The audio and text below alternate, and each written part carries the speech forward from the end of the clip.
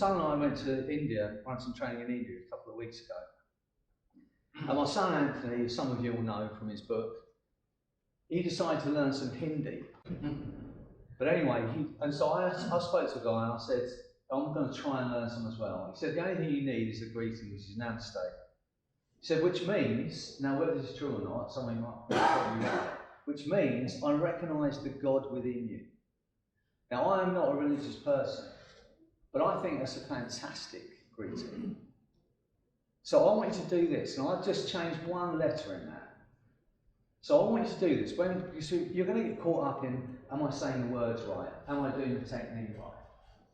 I want you to do this. When you sit down with the person you're practicing, or you're standing up doing this practice, I want you to take at least 3 or 4 seconds just to look at the person you're working with and recognise the good within them. We all have it, but most of the time we don't do it. We don't engage people. We don't look. And the other thing that I ask you to do, and I know this is a training session here, but when you get out there and you are helping people, and in this room as well, I want you to do this. When you go to do this work with someone, I just want you to run this loop in your head. Okay? I care about you and I want you to be well. If you feel it's appropriate to say it, then say it. But you should at least always feel it.